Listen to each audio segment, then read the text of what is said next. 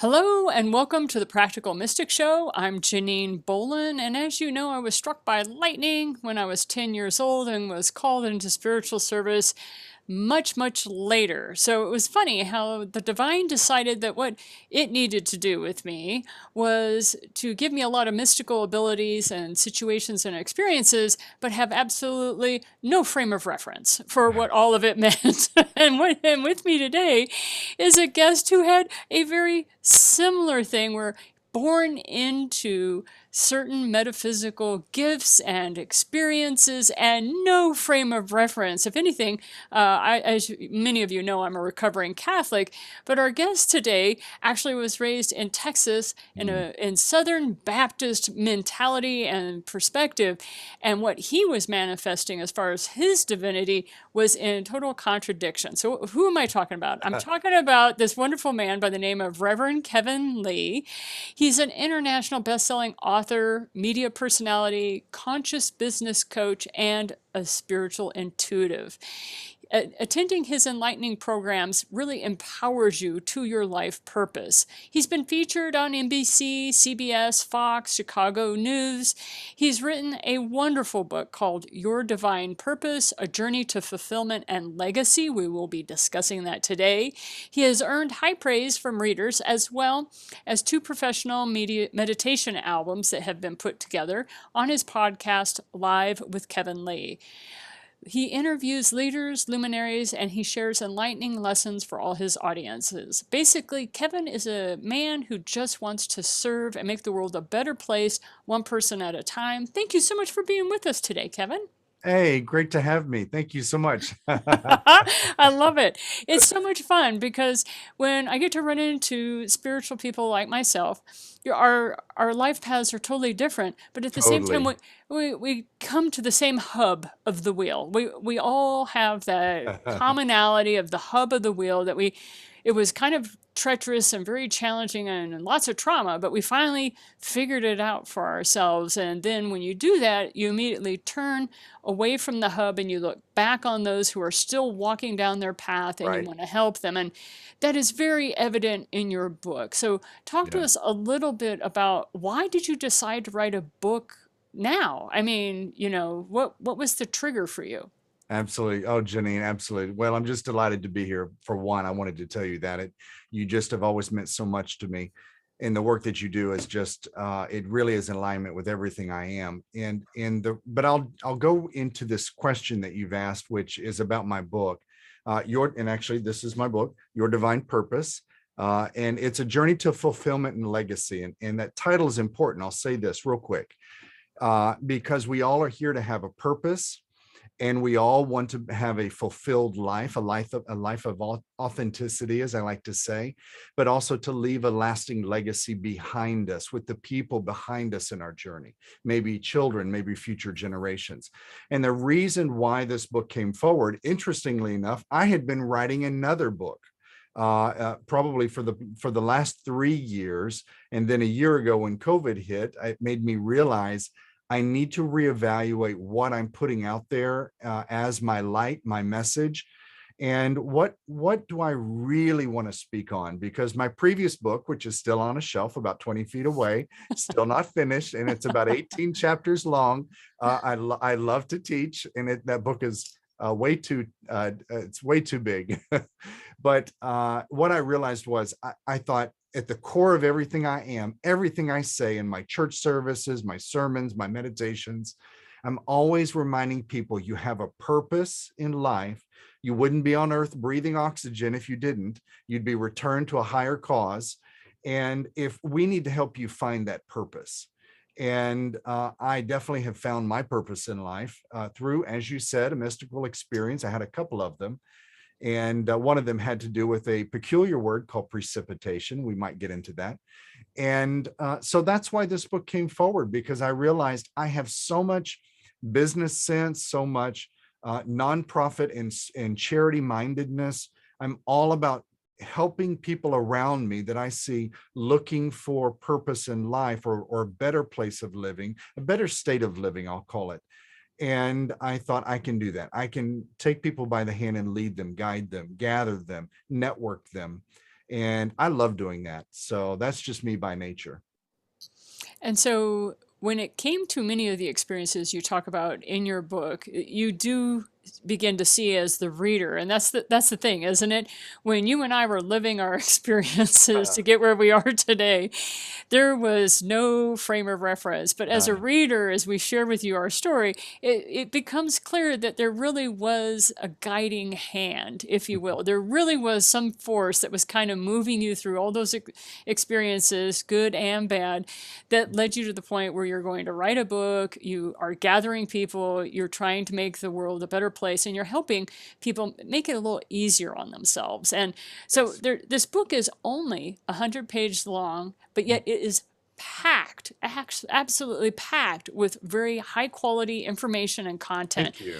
So I wanted to say thank you for that. So I'm going to You're let folks welcome. know we're only going to talk about the 5 steps of transformation, but don't Oh, think this is the book. This is a small section yes. of, This is of the book, but it's powerful. And I felt when I was reading through your book, it was like you were whizzing through so much information that I this did. kind of got bypassed. No offense. Hey, one author to another, dude, I get it. So let's talk about the 5 steps to life transformation. And this is kind of the world according to Kevin Lee. And those Yes. those are the lessons I love most. When people, Oh, well, that's good to know. And yeah, thank you. yeah, because it's like this I have lived through. These are the lessons I came away with. If they can help you, bravo. And that's Right. pretty much where Kevin comes from. So let's talk through them real fast. It's Thank you. realize you are never alone. That's number one. I love that one. Number two, you are a soul. Oh, but you have a body. Yes, I I love love that one. that. I love that one. Number three, love yourself daily. We Yes. all kind of struggle with that, I think. Yes. Even And I. number four is say yes to life. We'll go into the subheaders of that one. And then number five, embody gratitude. Mm. Okay, so let's start at number one, which is realize you are never alone. And as a shaman, I can tell you everyone on this planet has at some point in their life abandonment issues. So when I have somebody walk up to me and go, yeah, I need some help, I have abandonment issues, I start laughing. And I don't mean to laugh at them, but I'm laughing because it's like, dude, pick a number and wait. Because Yes. we all feel like we got drop punted on this rock Yes.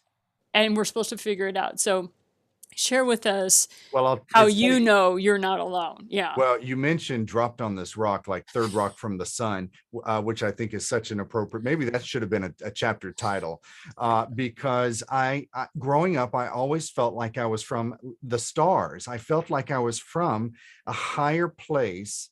But my family didn't get that, and I didn't vocalize it too much, but I did definitely felt it.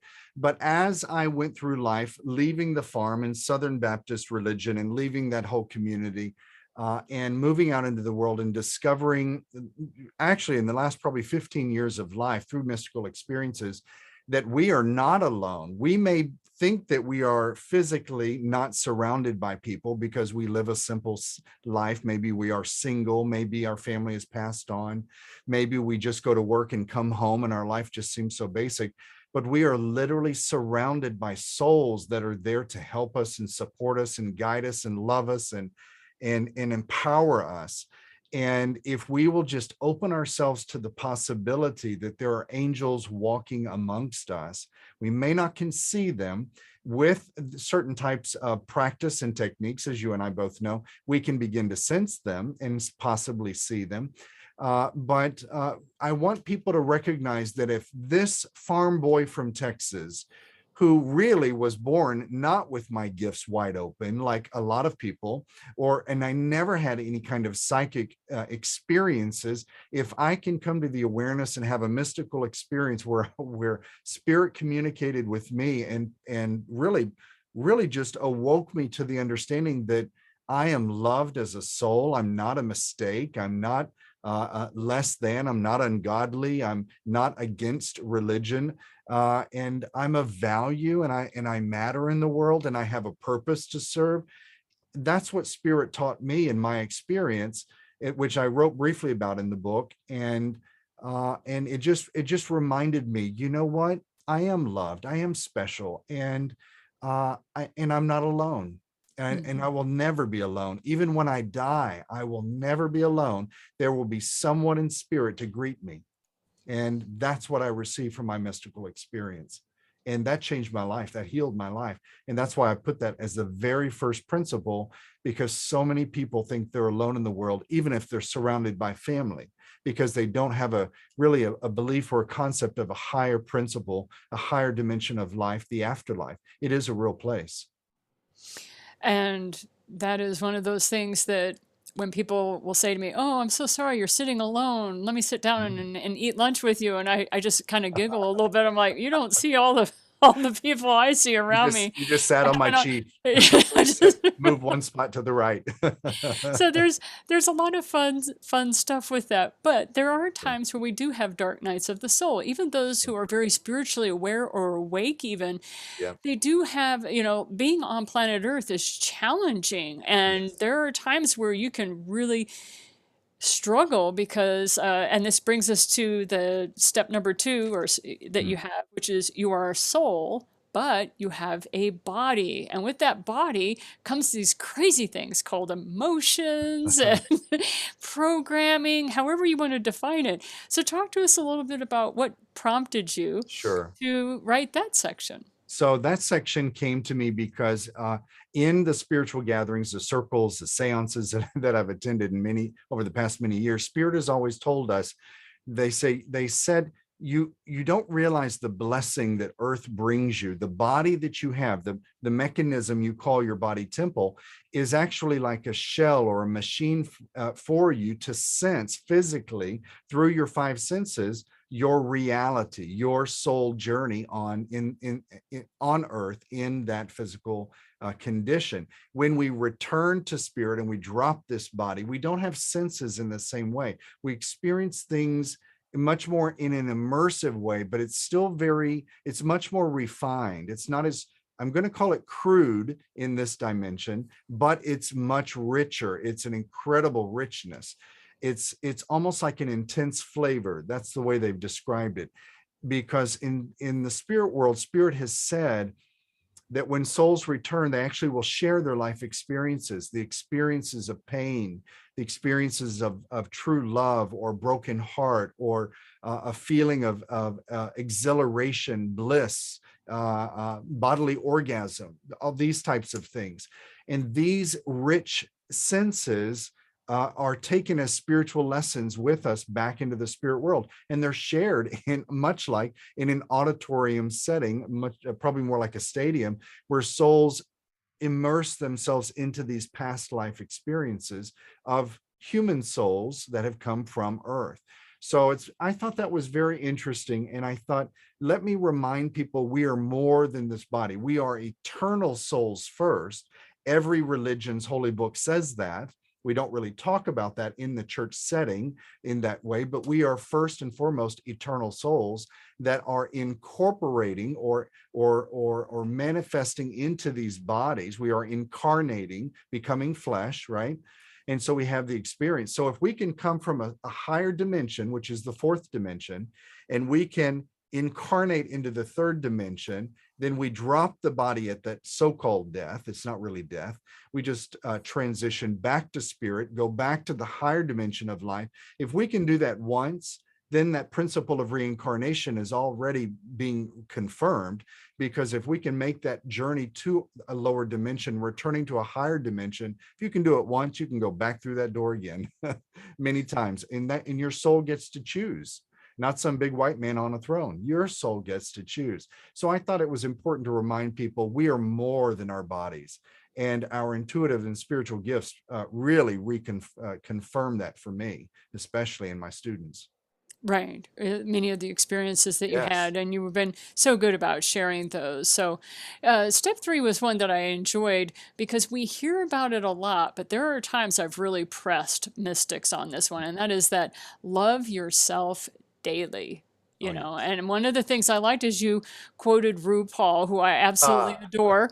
Absolutely adore him. He looks better than I ever do on a good day, I'm and telling that you, it's filters, filters. Yeah, I know, but it's just like, he'll spend 3 hours on his hair. I'm sorry, I Yes, don't have that kind of time. I don't, but I'm grateful people like him exist I am too. because of that. So that's where that gratitude comes in. So that's part of loving himself every day. But, for somebody like you or I, what does it mean as a mystic to love yourself daily? That was so important enough that you put the daily on the end of that. Daily, Yeah. yes.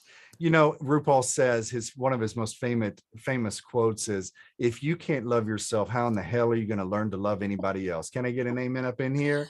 I'm like, And amen. I and remember. I love that. I even do that. I even say that at events. I have so much fun with it. But it's really true because, so many of us are, for years growing up, I didn't feel loved. I didn't feel valued. My voice never seemed to matter. My presence didn't matter. My existence didn't seem to matter. People were telling me I should not exist. People were telling me that I had nothing to contribute. There was really no purpose for me. I was more of an inconvenience or an abomination or whatever they were telling me. And so I didn't really have a lot of it. I had moments of it, from certain family members. And what I learned through my mystical experience, the one in my book, was that there was someone of a higher power, higher nature, which happened to be Mother Mary. And she said, basically, we love you. We value you. You have purpose. We're here to support you. And that was the first time I realized I'm not going to some place called hell. I'm not a sinner. That actually, if this saintly figure who I knew of, I didn't pray to her really, but I knew of her. And if she could say that I was of value to her as a spiritual being, then clearly I am of value to the universe. I'm of value to God. I can be of value to humanity. And because I was reminded I have a purpose, I realized I can take this experience and use it to serve others. So I realized if I can really incorporate this fact of this moment of healing that I have experienced in my body, mind, and spirit, and it's taken away months and years of self-torture because it was all in my mind. I didn't feel really that I didn't really love myself. I was nice to myself for the most part, but I didn't love myself. And so I began to do the ritual of looking in the mirror to say, Kevin, you are valuable. You have purpose. You matter. You are loved. I love you. You look good today. And as silly as that felt in the first, really the first hours and in moments that I started doing that in the days that followed, it didn't take long. Within a few days, I really enjoyed it. And because there was nobody knocking at my door coming to tell me they loved me. So I had to do it for myself. And what I saw was really what I sensed was psychically, I began to sentiently feel that my soul was expanding and getting brighter. And I had more confidence and I began to feel actually more energized. And I think it was that the process of bringing the light back to myself. And I'll say this, my whole life, I was taught religiously, socially, family wise, community wise, to give, give, give, never receive. And I couldn't receive for many years. It was hard to even receive compliments. And there was an elder woman in one of my churches, surprisingly enough, a Baptist church. And this woman said to me as a child, she said, people are paying you compliments and you're dismissing them. I want you to start loving yourself and learn to say thank you when people give you a compliment. Even if you don't believe it, you must be nice because you're returning God's love back to that person. And, I had forgotten that lesson for many years. And then after I had that mystical experience, that came back to my mind. And I realized we do have to start loving ourselves and being nicer to ourselves because we are the cup that pours out to our community, and we must fill ourselves up and really truly love ourselves, be comfortable with ourselves. If you're single, I always tell people, don't rush out to get into a relationship. Learn to love yourself by start dating yourself. And I'm Right. telling you, if you will tell people I'm not dating anybody else but myself right now, I need to get to know me. That is one of the wisest things to do. And one of the most mature things to do is to sit with yourself for months or a couple of years, not dating, and just be with yourself. Learn to find what do you love in life. What do you really want out of life? Where do you want to live in life? Where do you want to work in life? What do you want to do in life? And so many of us just get distracted in relationships where we are doing what the other person wants us to do. And so that's why that third one was a really deep message, but it came from a lot of those experiences that I had in life. So great. Thank you for asking that one. Right. It's that love yourself daily. And Daily.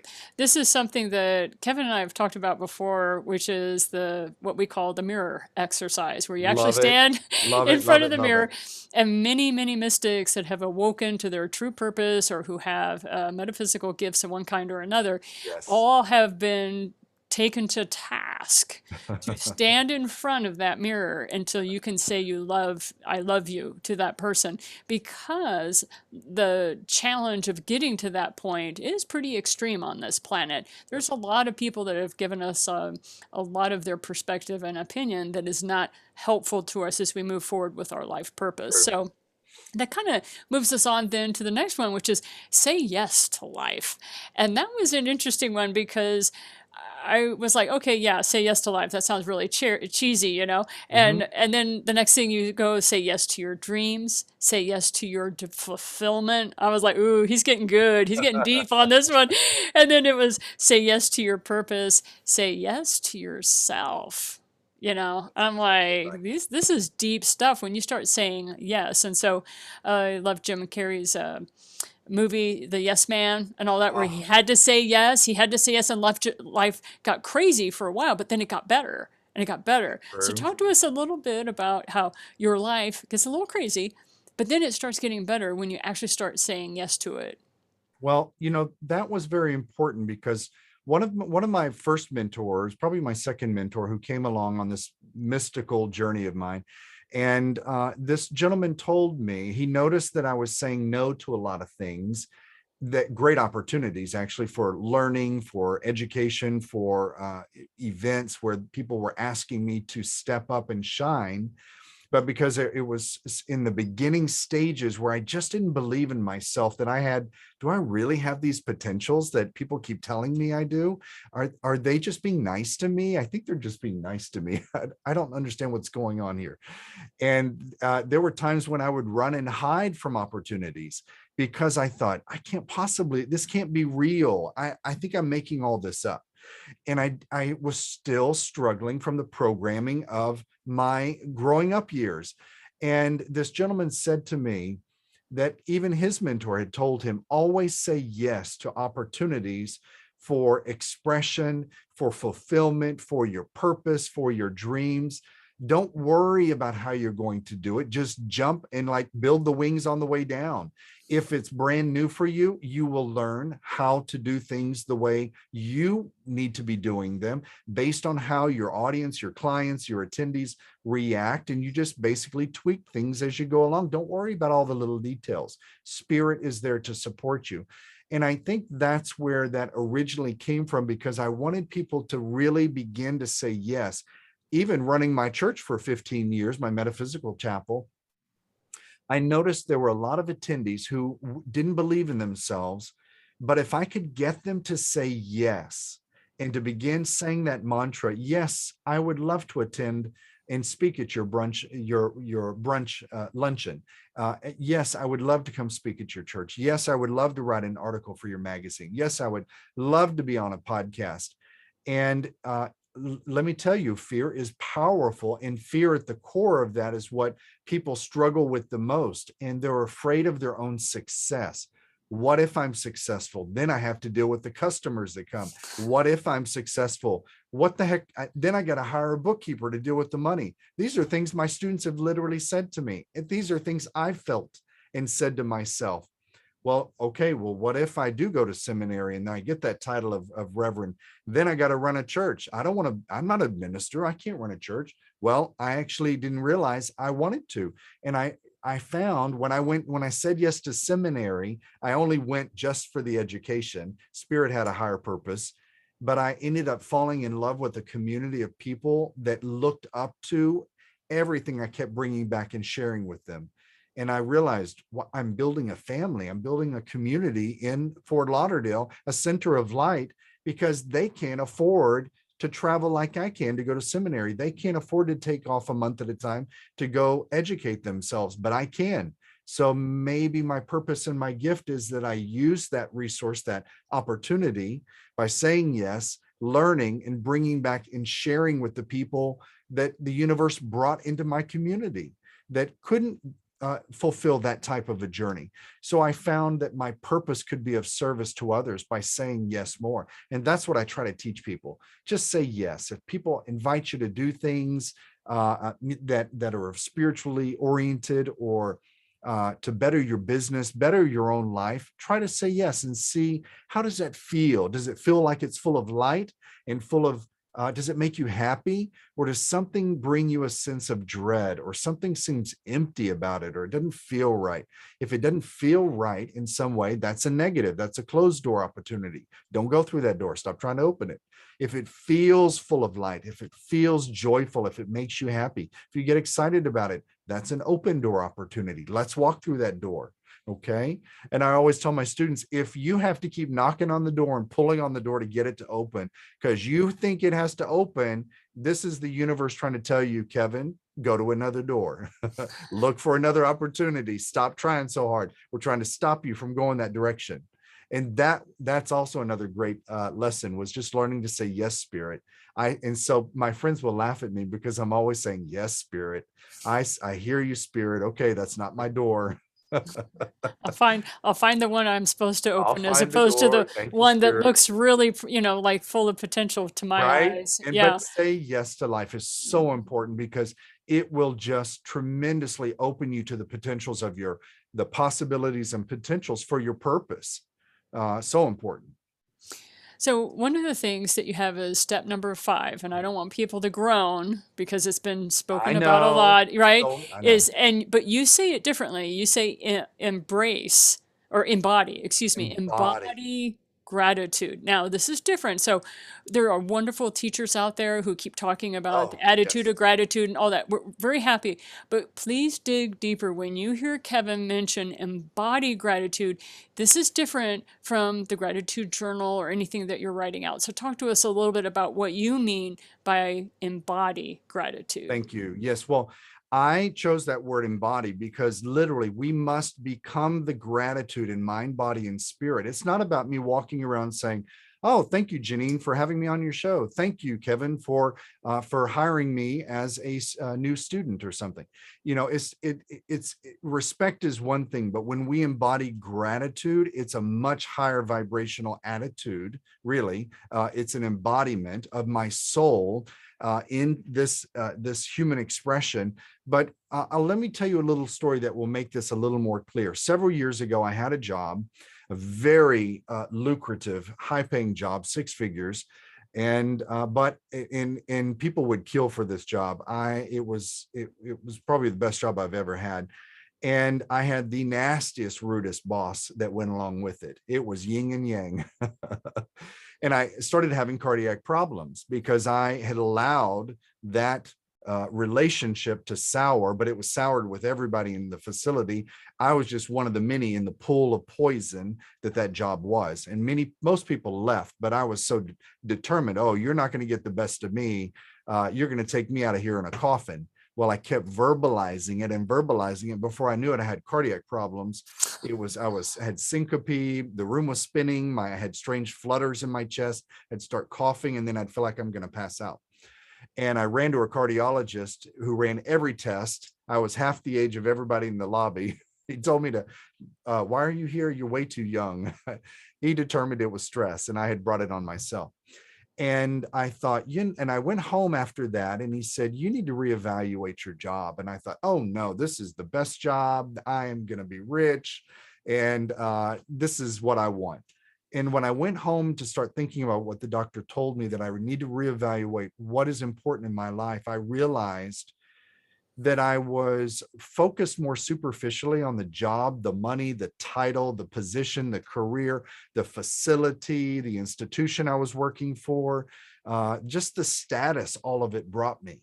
And I was really living very high. And But what I also realized is that I wasn't very grateful for what I had. And I had remembered, it might have been Spirit who actually inspired me with the thought, because it suddenly came to me, you know what, there was this lesson somebody taught me recently about this gratitude thing. And I need to learn to be grateful. So I began, as cheesy as it sounds, and this is what they taught me. They said, you must begin to verbalize and to make physical into the universe. Speak your gratitude into the universe. Don't just think it. We must fully embody it. And the way we do that is to claim our physicality with our spirituality, our spiritual nature, and speak this into the universe. And speaking is very common with mantras and prayers. And there is something to be said about that, right? That universal sound of Om is a physical sound. So I thought, okay, how do I be grateful? Okay, thank you, house. You give me a place to be sheltered in. Thank you, air conditioning. You keep me cool in Florida. Thank you, Toyota Prius, because you get me to work, not spending a lot of money on gas. Thank you, Prius, because you're good on the earth. You're good. You're eco-friendly to the earth. Thank you, air conditioning in my Prius. I mean, as silly as it sounds, that's how it began. And then I thought, okay, this is a little sterile. Let me just keep embodying. So then I thought, okay, well, let me embody nature. So when a breeze would come, I thought, oh, that's so refreshing. Thank you, wind. You just brought me the most beautiful feeling. And then I would hear a parrot. We have parrots here. I'd hear flocks of parrots. Thank you, parrots. You know, how beautiful to hear your sound. I hear you. Thank you. And then I began to realize, wow, these flowers, these hibiscus and the ixoras and the beautiful flowers we have in Florida, the birds of paradise, I'd say, thank you for the beauty. And you bless my eyes with your beauty. The fragrance is incredible. I just can feel the fragrance inside me. You bring so much light to my spirit. And did you notice how I'm pulling it in? I'm pulling in the fragrance. I'm pulling in the visual stimulation, and it's exhilarating my spirit. And I physically am making the movements as I'm sharing this story, because I'm embodying all aspects of the moment. And if we will begin to say and speak to the universe, you will begin to notice the universe speaking back to you. It will shock the heck out of you. And what I discovered within about a week, probably 7 to 10 days of doing gratitude constantly, was there was a moment at work where my boss had created a very toxic moment. Everybody was involved. There was drama, the patients, the doctors, the nurses, and everybody ignored me. It was like I was invisible. And I realized, wait a minute, the drama is not involving me in this moment, but it's literally feet away from me. And I'm sitting here reading, looking on my phone, studying something, taking a break, and I'm not being included in the drama. And I realized I could feel a bubble of protection around me. It was the most peculiar feeling. And I realized the universe had helped me to create this field of presence that literally pushed the drama away from me. And that gratitude kept me in alignment with the peace and the beauty of just my being in the now that I needed. And I realized my job was a lot easier. My coworkers were beginning to relate to me in a way that they had never related to me before. And I found my job, all of my heart problems stopped probably by the second week. And also my job became much more joyful, and nothing affected me the same. It changed me on my mind, body, and spirit level completely. And that's why I thought I have to start teaching my students and the public the power of embodying gratitude. It will literally change your life. It is not this cheesy thing, assume an attitude of gratitude.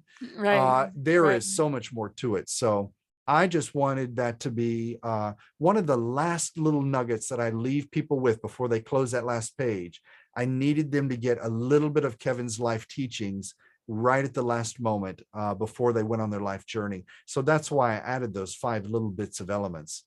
Right. And the embody of gratitude is so much deeper when you actually practice it. So it can sound incredibly cheesy. And like you said, the first 2 or 3 It's days, you're awkward. just like, it's awkward. This doesn't feel right, but I'm doing it because there's just enough positive feedback that there's something happening. You may not quite know. And then Yes. when you really do embody that gratitude, nothing comes to you that you don't acknowledge. And I think that's part of that Mhm. soul having a body kind of experience that you were talking about before of the universe does come to you and say, thank you for the acknowledgement. Here's a little bit Yes, more. Oh, here's a little bit more. And before it's you know it, true. your life is much, much, much better. Trust the process. Trust is at the core of that. If Yeah. the skeptics will say, well, this didn't work after a week. Well, you're not trusting the process. You've got to let it seep into you and to really try to embody that in a very kind, loving, high vibrational way. If you can do that, I guarantee you will begin to sense that embodiment of gratitude in a rich way. So we've gone a little bit over time, but it needed to happen. I wanted to make this work out for you in regards to these 5 steps because I felt very, very important in the book. And like I said, folks, this is just one small section of what is packed into that 100-page book. So, Kevin, anything else you wish to share with us before we close out today? No, I'm just incredibly grateful for this opportunity. You have given me an opportunity that I said yes to, because I truly do want to bring my life experiences, my mystical experiences, and just to remind people that you are here on Earth. You have a purpose. There are so many opportunities for you to serve other souls, your neighbors, if you will, with your purpose. And there's also ways for you to build a business out of that. To really, it's okay to make money from your spiritual and your charity efforts or your business building efforts. Money is simply the physicality of energy exchange, right? I give you an hour of my time, you give an hour of money. That's what we call the dollar, or the peso or the yen, or so forth. And so we must think about creating systems in our lives that will sustain us, our purpose, and in our service to others. So I definitely love teaching principles of discovering your purpose, and also finding your spiritual gifts, your potentials, and turning that into a business that's successful and sustainable. So I'm just so grateful to have met you and to have become a dear friend of yours. And you bring me so much joy, and I just can't speak enough. I'm just Thank, so thank you grateful. so much for your time. I really do appreciate it. And so this is Kevin Lee, Reverend Kevin Lee, with Your Divine Purpose: A Journey to Fulfillment and Legacy. He's become a #1 best-selling author. If you wish additional information about Kevin Lee, please go to www.reverend, it's R-E-V, Kevin Lee, Lee.com. And we will also have this in the show notes. So thank you so much for your time today, Kevin. Many blessings. Love you. All right, back at you. And this is Janine Bolin with the Practical Mystic Show. I want you to keep your feet firmly on the ground, integrate the lessons, process them for as long as you need that you've learned today, but keep always reaching for those stars. We'll see you next Friday.